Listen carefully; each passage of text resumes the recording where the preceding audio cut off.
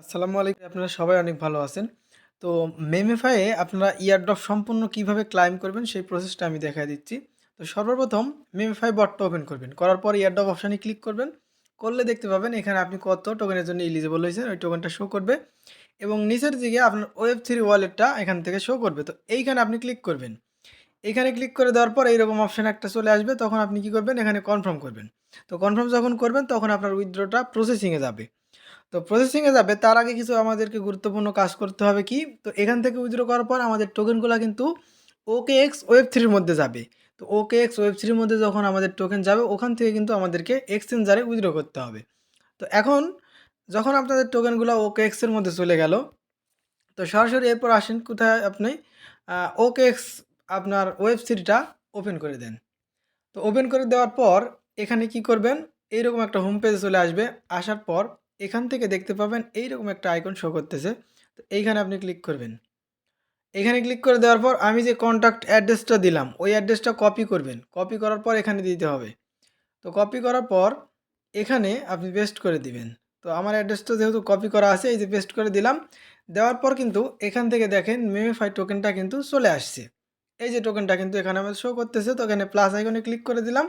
দিলেই কিন্তু এই যে দেখতে পাচ্ছেন অ্যাডেড লেখাটা চলে আসলো। আমি এখন যদি হোম পেজে চলে যাই, এখানে কিন্তু এই টোকেনগুলোর মধ্যে কিন্তু মেমিফাই টোকেনটা অ্যাড হয়ে যাবে। তো অ্যাড যখন হয়ে যাবে তখন একটু সময় নিয়ে অপেক্ষা করবেন, কারণ এখানে ওয়েব3তে যেহেতু ভিপিএন ইউজ করে এই অ্যাপটাতে কাজ করতে হচ্ছে, যার কারণে নেটওয়ার্কের অত্যন্ত প্রবলেম। তো আচ্ছা আমি এখন দেখা দিচ্ছি, যখন টোকেনটা ধরেন আপনি এখানে পাইলেন, টোকেনটা পাওয়ার পর ধরেন মেমিফাই টোকেনটা পাইছেন, তারপর এখানে ক্লিক করে দিবেন। দেওয়ার পর এখান থেকে এই যে দেখতে পাচ্ছেন সেন্ড অ্যাড্রেস লেখা আছে, এই সেন্ডের উপর ক্লিক করবেন। তো এই সেন্ডের উপর যখন ক্লিক করবেন তখন আপনাকে এই যে নেটওয়ার্ক এরর দেখাচ্ছে, এরকম দেখাতে পারে। তো এই সেন্ডের উপর যখন ক্লিক করবেন তারপর আপনাকে বলতেছে কি যে উপরে আপনার যেখানে উইথড্র করবেন ওই অ্যাড্রেসটা এখানে দিতে। তো এই অ্যাড্রেসটা কোথায় পাবেন, সরাসরি আপনি কি করবেন আপনার ধরেন বিটগেট অথবা বাইবিটে যাবেন। যাওয়ার পর এখান থেকে মেমিফাই ডিপোজিট অ্যাড্রেসটা নিতে হবে। তো এখানে ওয়ালেটে চলে যাবেন। আসার পর যেহেতু এই যে আইপিটা আমার বলতেছে, যেহেতু ভিপিএনটা কানেক্ট করা আছে, এরপর আপনি ওয়ালেটে যাবেন। এই যে নিচের দিকে দেখতে পাবেন এইরকম একটা অপশান আছে, এখানে ক্লিক করে দেবেন। অ্যাসের অপশানে ক্লিক করে দেওয়ার পর এখান থেকে এই যে দেখতে পাচ্ছেন স্পট আছে, স্পটে আপনি ক্লিক করবেন। স্পটে ক্লিক করে দেওয়ার পর এখান থেকে অ্যাড ফান্ড, এই যে অ্যাড ফান্ড এখানে ক্লিক করবেন, অথবা এমনিতে সার্চ করলে আপনারা পেয়ে যাবেন। আমি একটু এভাবে দেখাচ্ছি, ডিপোজিট ক্রিপ্টোতে ক্লিক করবেন। করার পর এখান থেকে সার্চ করে দেবেন মেমেফি লিখে। তো এখানে যখন মেমেফি লিখে সার্চ করবেন এই যে মেমেফিটা কিন্তু টোকেনটা চলে আসবে। এরপর যখন চলে আসলো তখন এখান থেকে এই যে অ্যাড্রেসটা পাইলেন এই অ্যাড্রেসটা কপি করবেন। এই অ্যাড্রেসটা কপি করার পর সরাসরি এখানে আসবেন। আসার পর এখানে কিন্তু আপনার অ্যাড্রেসটা পেস্ট করে দিবেন। দেওয়ার পর সাবমিটে ক্লিক করবেন। তাহলে কিন্তু ওখান থেকে কিন্তু আপনার টোকেন আপনার বাইবিটের মধ্যে চলে আসবে।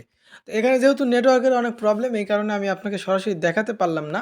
তো আপনি বারবার ট্রাই করবেন তাহলে কিন্তু, আর ইউনাইটেড স্টেটসের একটা ভিপিএন ভালোভাবে কানেক্ট করে রাখবেন। তারপর এখান থেকে আপনি সাবমিট করবেন। তাহলে এখানে আপনার টোকেনটা ভালোভাবে চলে যাবে।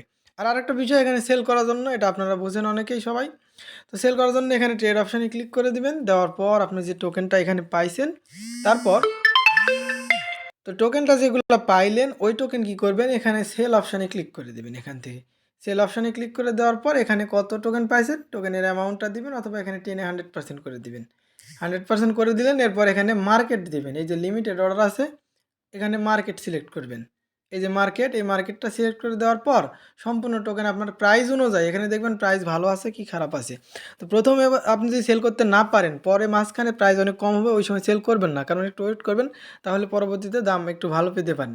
তারপর এই জায়গায় সেল টোকেন আপনার এখানে ক্লিক করলে আপনার টোকেনটা সেল হয়ে ডলারে কনভার্ট হয়ে যাবে। তো এই ছিল মূলত উইথড্র প্রসেস। সবাই ভালো থাকবেন, আর আমাদের চ্যানেলটি সাবস্ক্রাইব করে টেলিগ্রাম চ্যানেলে জয়েন করতে ভুলবেন না। আসসালামু আলাইকুম।